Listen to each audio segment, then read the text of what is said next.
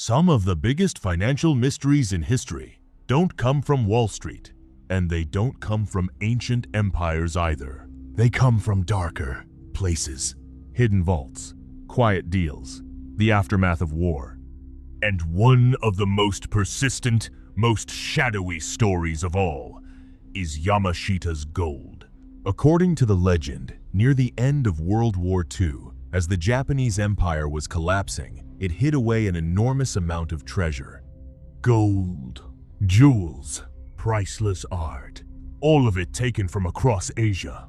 Some say the value of that treasure would make it the largest hidden reserve in history. Bigger than anything Rome ever held, bigger than Spain, even bigger than Nazi Germany.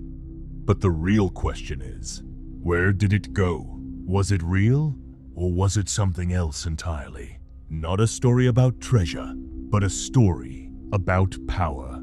If you're into stories about money, power, and the hidden side of history, make sure to subscribe and like the video, because what you're about to see is not just a legend. It's a pattern that repeats itself again and again.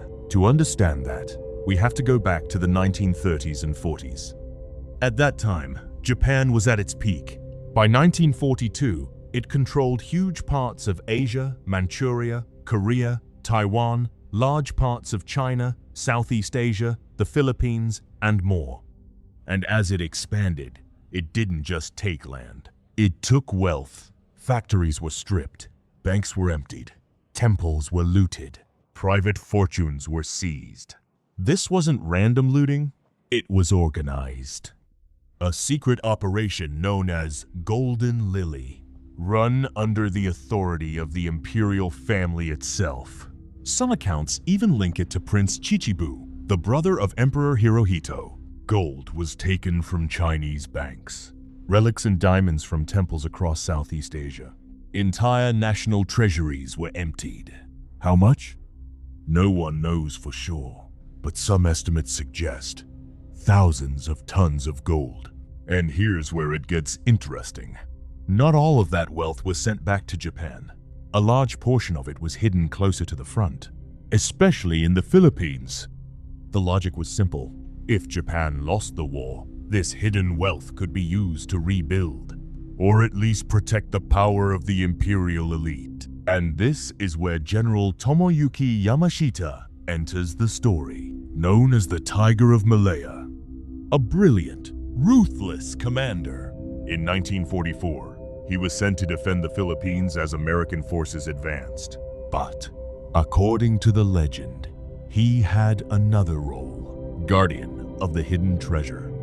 Dozens of tunnels, caves, and underground bunkers were built across the Philippines.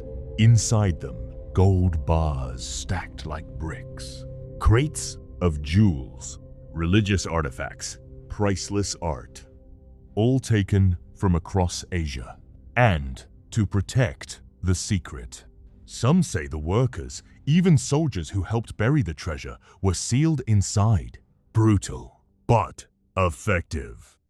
Then in 1945, everything ends. Yamashita surrenders.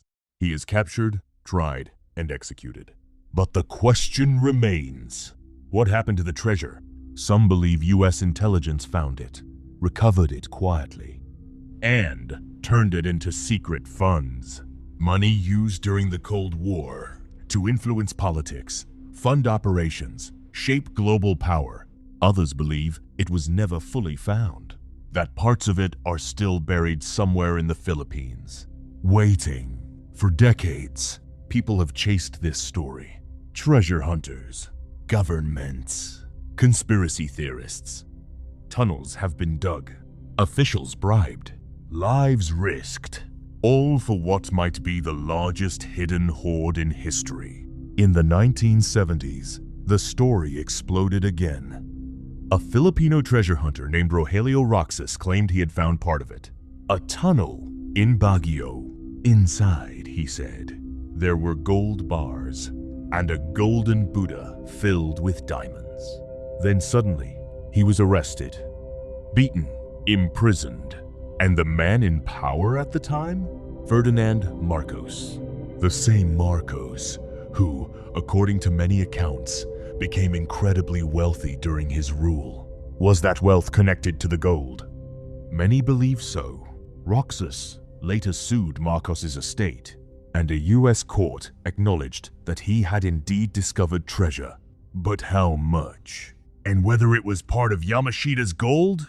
Still unclear. There's more. Declassified US documents suggest that American intelligence may have recovered parts of the treasure shortly after the war.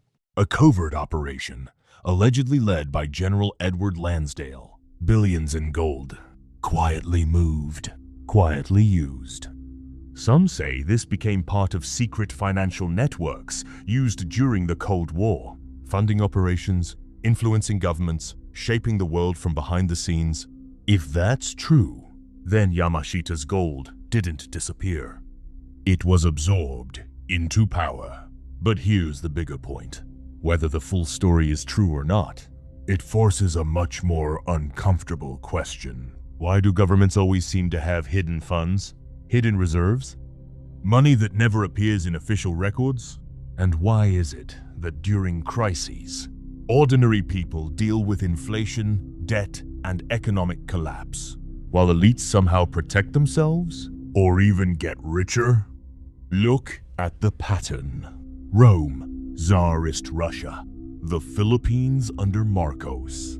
Different places, same outcome. Hidden wealth benefits the few.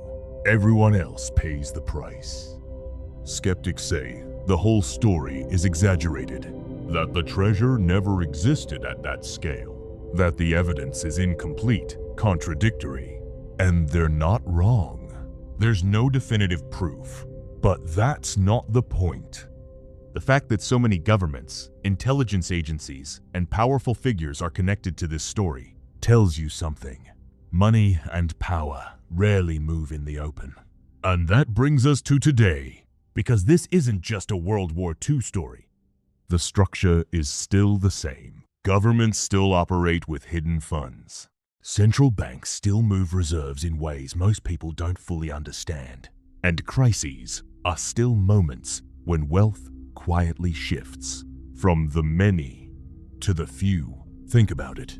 Countries still hold gold reserves. The United States alone claims over 8,000 tons. But how often is it audited independently? Almost never. People are simply told, trust the system. But history says something else. Russia's gold vanished in 1917.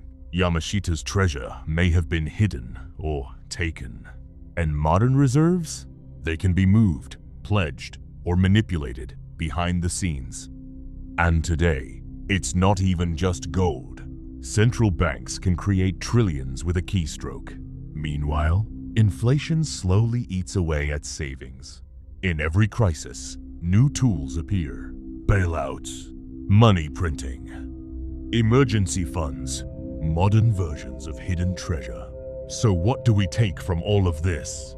Not just whether Yamashita's gold was real, but what the story reveals. Wealth is rarely where you think it is. It is often hidden, concentrated, protected, and when systems break, it doesn't disappear. It moves, and most people never see where it goes. So whether it's a golden Buddha, a vault in Fort Knox, or numbers on a central bank's balance sheet, the real question is always the same. Who controls the wealth, and who is left in the dark? If this gave you a new perspective, subscribe, because history does have the answers. Most people just don't know where to look.